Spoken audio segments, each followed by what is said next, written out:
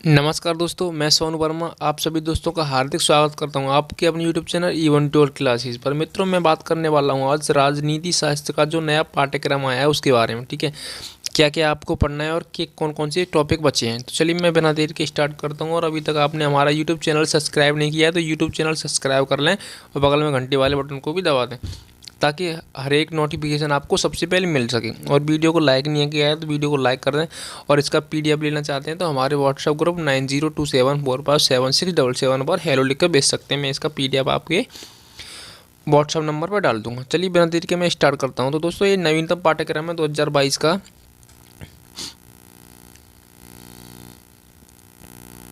देखिए, तो ये बीए प्रथम वर्ष या प्रथम सेमेस्टर राजनीति विज्ञान।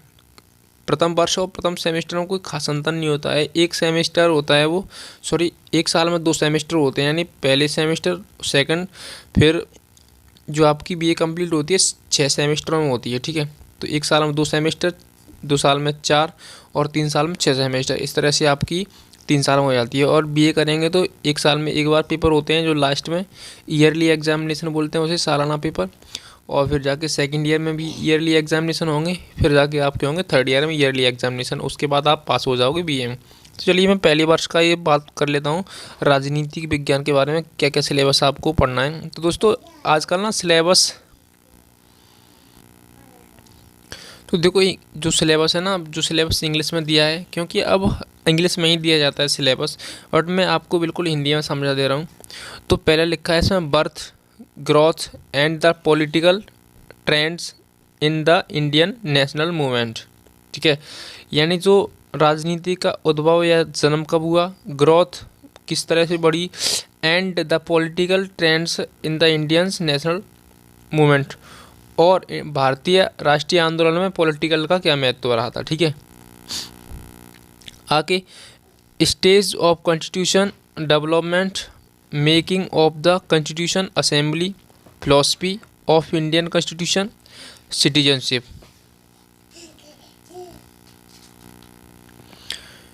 यूनिट 3 में पढ़ेंगे स्टेट ऑफ कॉन्स्टिट्यूशनल डेवलपमेंट। इसका मतलब होता है जो स्टेट्स ऑफ कॉन्स्टिट्यूशन डेवलपमेंट यानी संवैधानिक विकास, मेकिंग ऑफ कॉन्स्टिट्यूशन असेंबली, संविधान सभा का निर्माण, और philosophy of Indian constitution, Bharat का दर्शन शास्त्र। ठीक है, और फिर पढ़ेंगे सिटीजनशिप यानी नागरिकता। फिर यूनिट 3 में पढ़ेंगे फंडामेंटल राइट्स, फंडामेंटल यानी मूल अधिकार, फंडामेंटल ड्यूटीज़ यानी मूल कर्तव्य। आगे पढ़ेंगे directive principle of state policy, राज्य के नीति निर्देशक तत्व। फिर आप पढ़ेंगे आगे history of conflict between fundamental. आगे जब यूनिट 3 में पढ़ेंगे आप history of conflict between fundamental rights and the directive principle state, process of amendment, concept of basic structure of constitution. कहने का मतलब history of conflict between fundamental rights यानी मूल अधिकार और इतिहास में टकराव। ठीक है, एंड डायरेक्ट प्रिंसिपल और जो मूल नीति निर्देशक तत्व। फिर आखिर में पढ़ेंगे process of amendment, process of amendment संशोधन की प्रक्रिया, प्रोसेस मतलब प्रक्रिया, ऑफ अमेंडमेंट यानी संशोधन, concept of basic structure of constitution यानी जो संविधान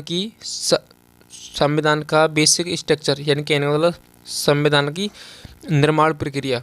स्ट्रक्चर होता है क्या, बेसिक स्ट्रक्चर। ठीक है, मतलब उसका संविधान का स्ट्रक्चर बनाना यानी संविधान बनाना पड़ेंगे आप इसमें।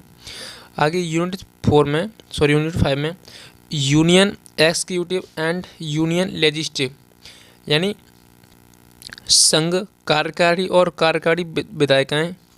फिर पढ़ेंगे प्रेसिडेंट यानी राष्ट्रपति, कैबिनेट यानी कैबिनेट जो है ना अपनी भारत की, उसके बारे में, प्राइम मिनिस्टर प्रधानमंत्री के बारे में पढ़ेंगे, लोकसभा एंड राज्यसभा, लोकसभा और राज्यसभा के बारे में पढ़ेंगे, स्पीकर जो लोकसभा में स्पीकर होते हैं ना, ठीक है, उनके बारे में पढ़ेंगे।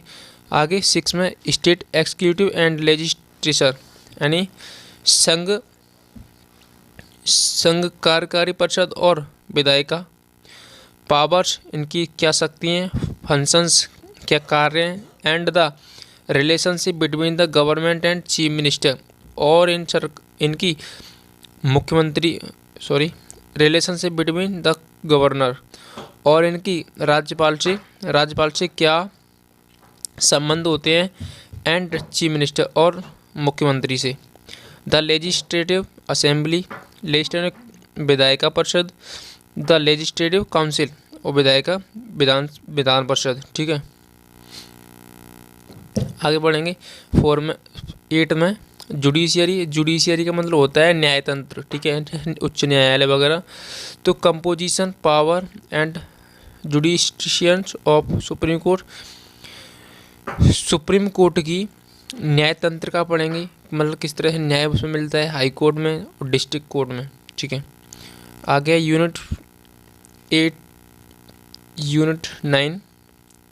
तो unit 9 of central state relation, administration, legislation and financial special provisions of tribal area है जनजातीय लोग होते हैं, उनके बारे में, उनके लिए क्या प्रोविजंस क्या क्या प्रोविजंस होते हैं, प्रावधान। स्पेशल प्रोविंस फॉर ट्राइबल यानी जनजातीय लोगों के लिए विशेष प्रावधान। सेंटर स्टेट रिलेशन, और सेंटर स्टेट का क्या संबंध है, एडमिनिस्ट्रेशन प्रशासन, लेजिस्लेशन विधायिका एंड फाइनेंशियल स्पेशल वगैरह यही। Composition, functions and power of election commission, और इलेक्शन कमीशन के बारे में पढ़ेंगे आप, उनकी पावर की जानेंगे। ठीक है, इलेक्शन कमीशन क्या पावर रहता है। तो विश्वविद्यालय की वर्ष 2022 की विशेष सेमेस्टर परीक्षाओं की अवधि 3 घंटे की होगी, जिसमें परीक्षार्थी को 10 दीर्घोत्तरी प्रश्न में से 5 प्रश्नों के उत्तर देने होंगे। ठीक है, चलिए